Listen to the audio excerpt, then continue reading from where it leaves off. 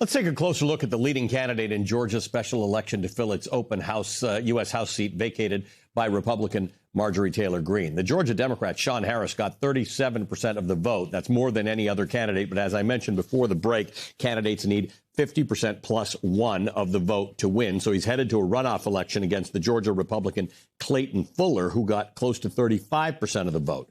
Harris is a retired U.S. Army brigadier general who led combat missions in Afghanistan and served as a senior defense official and defense attaché at the U.S. Embassy in Israel.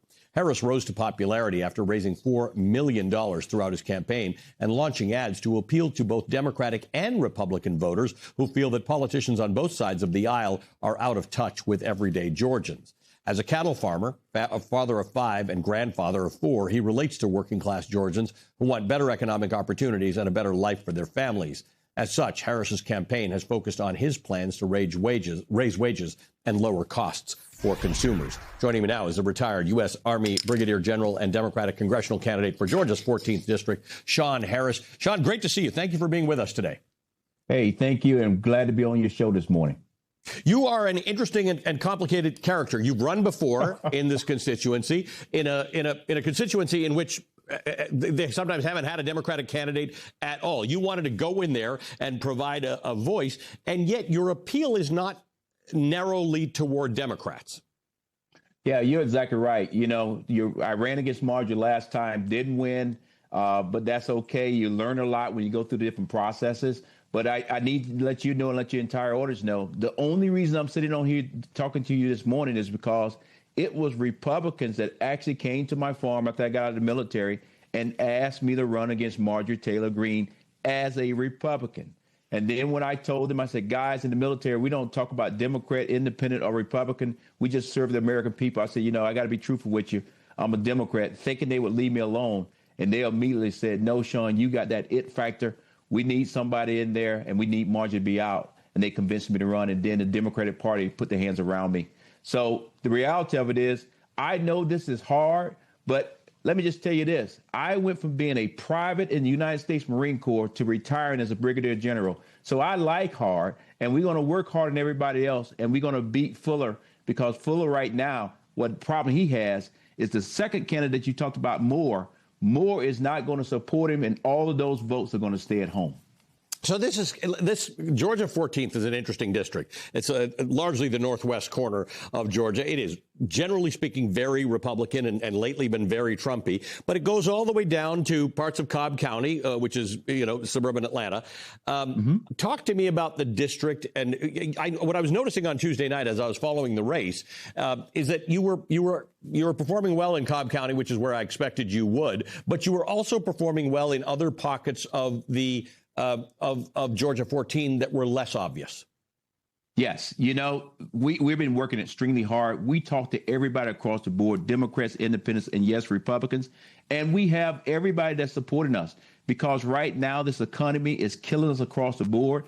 Our number one job in our district is agriculture. And as a cattle farmer, I'm right there with them. Diesel is killing us, and fertilizer costs is killing us. With that being said, our district, little by little, is turning more blue, blue, blue. Now, it's never going to be completely blue. It's never even going to be purple. It will be what I call pink, because it's ruby red right now. But what I've been saying to all of my Republican friends that support me is this. When you vote for me, that's not saying that you're going to turn into a Democrat. That's saying that you're voting for your interests, voting for yourself, voting for your kids, and voting for your grandkids. Because after 5 years of Marjorie Taylor Greene, we all realized that we got absolutely nothing. And now Marjorie Taylor Greene is coming out and telling the truth that Donald Trump doesn't care about the people here in Northwest Georgia.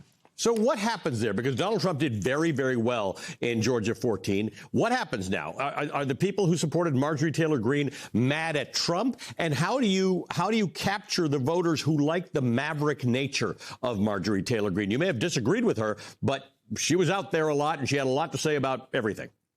Well, the reality of it is Donald Trump came here about 2 Thursdays ago, and it was very clear that by him coming to Rome, Georgia, just yesterday we had Secretary Pete just came, but by him coming to Rome, Georgia 2 Thursdays ago, nothing changed. None of the 16, 17 Republicans that I was running against, none of them really dropped out of the race, and they did not coalition around Fuller. With that being said, Fuller limped across the line this past Tuesday.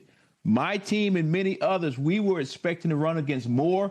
With that being said, Marjorie Taylor Greene has not weighed into this election as of yet. But she does come on CNN and other channels all the time and talk about what's currently going on and how Donald Trump has lied to us. One of the things I've told Republicans is this. When I go to D.C., I'm going to make sure that I focus on what's best for Northwest Georgia. That means I am a moderate Democrat, but I'm not tied to a party. And that simply means if Trump is doing something right, I'm going to vote for it. But if it's not good for us here in Northwest Georgia, I'm not going to vote for it. I'm not going to support it. And I'm definitely going to make him have to give us some answers on what's going on with this war. Because guess what? Many of the young people from the rural community serve in the military just like I did to get a chance to get to the American dream. Yeah, it's a disproportionate. People from rural places in America are disproportionately in the military. I'm hoping that this war is over by the time your runoff election is happening. But you mentioned three things. It's the people from your district whose kids are going to go fight in the war, and diesel and fertilizer costs, which are up as a result. What are you talking to your constituents about as it relates to this war? When I talk to my colleagues, I say to them, guys, y'all guys know my history. You know who I am.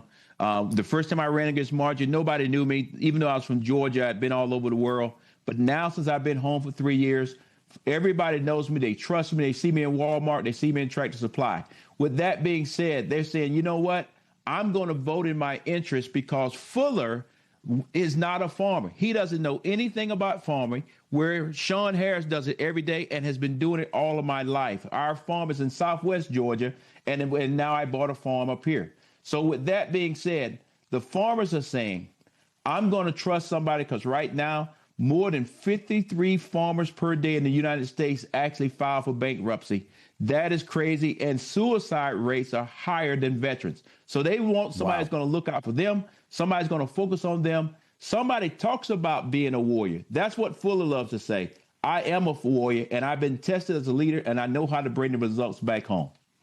Sean Harris, good to talk to you. Thanks for taking time to be with us this morning. Sean Harris is the Democratic congressional candidate for Georgia's 14th district. The election there will be on April 7th. That's the runoff. All right, coming up, new signs that Donald Trump